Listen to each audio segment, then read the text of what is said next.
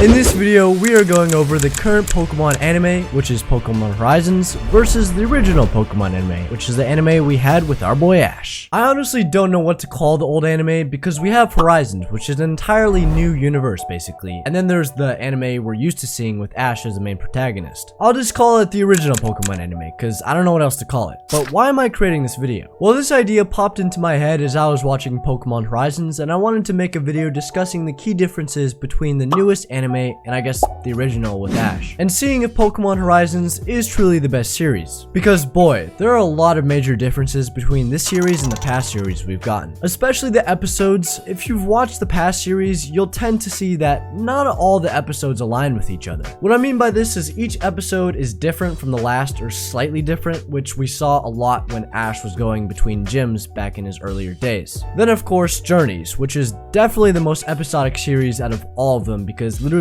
every episode is a new set in a new location and has a completely different story that doesn't align with the previous episode whatsoever. But now with Pokemon Horizons, the difference is every single episode in the series so far has been a continuation of the last episode, making the story very coherent. For example, episode 2 took off where episode 1 finished, and episode 3 took off where episode 2 finished. Whereas you would see in the past, it would be like that up until episode 4, where the whole gang would be teleported into a new town or battle without any prior explanation. Not in Horizons. Everything has been pretty clear and concise when it comes to continuity and episodes bridging, which I prefer over how they did it in the past, especially compared to Journeys. So 1 point for Pokemon Horizons in that regard. Let's talk about the elephant in the room. The characters. While no one can beat Ash, I love what Horizons is doing with its characters. Because unlike in the past, Pokemon now is working hard on delivering character development that is both equally spread, minus the main characters and villains, while also sharing quality development. What does this mean? What I'm talking about is all the new characters whom we were introduced to each have the episodes dedicated to showing their backstories and personalities. Keep in mind, there have only been like 20-ish episodes at the time of making this video, so not much has happened yet, but I still love the way Pokemon is developing its characters. And you can just tell, like, once the series has 50 episodes plus, these characters are probably going to be way more fleshed out than all of the Journeys characters.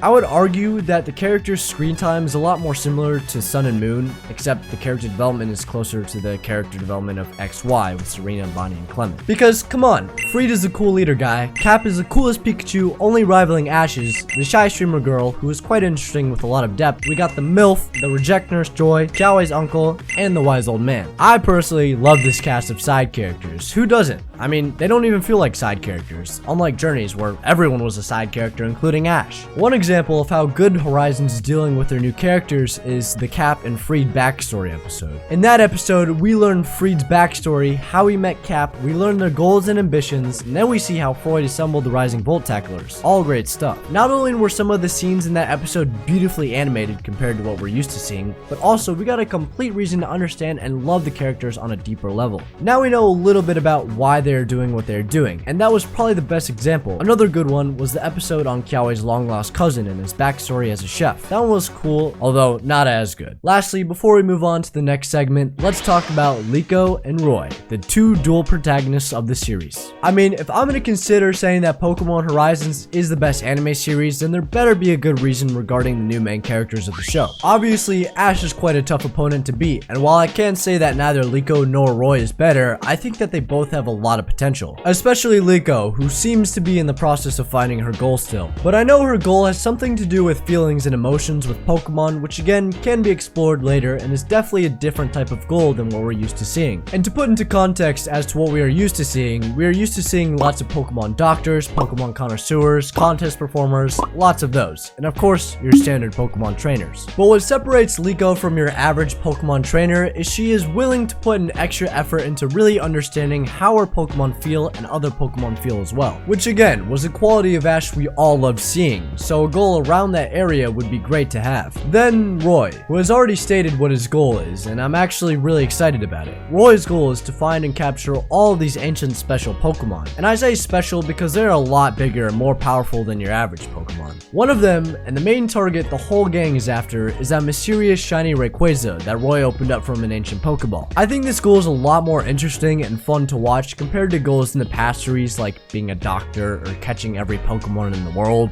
Because, come on, who doesn't like to watch some kids going around solving the mysteries of shiny Rayquaza and finding ancient Pokeballs belonging to some ancient powerful being guy? I guess the only thing lacking is, of course, these characters aren't Ash, because Ash, I mean, was the complete package until he reached full development at the end of Journeys. And I like that. I think that's a good thing. Liko and Roy are not going to be Ash v2. Sure, they both share similar qualities, but Ash is a whole different person, and I like that Pokemon has gotten a bit more creative than usual when making these two new main protagonists. Here's one thing that I have to mention, which Ash's series has done a lot better, and that is creating amazing rivals. Now hold on, listen, not every series did this whole rival thing right. I mean, we got some pretty bad ones over the years, but we also got some great ones. What makes rivals so important is something we haven't just seen yet in Horizons, and that is the learning curve shared between each character and the competition these characters share with their fellow rival. We all saw what happened in Sinnoh with Ash and Paul's rivalry. That was one of the best examples of creating the perfect rival to force our characters to grow. In this case, it was Ash's battling tactics, something his entire character is centered around, and guess who came in to challenge Ash's whole identity? That's right, it's Paul!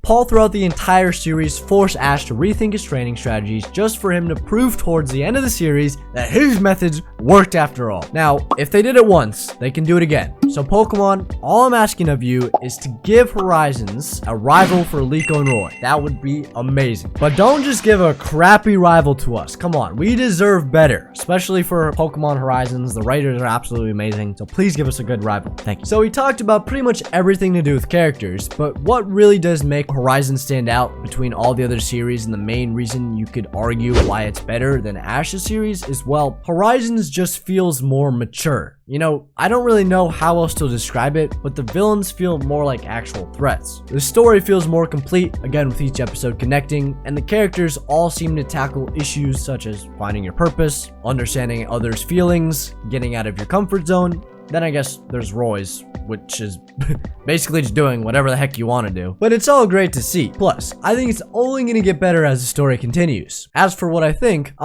yeah.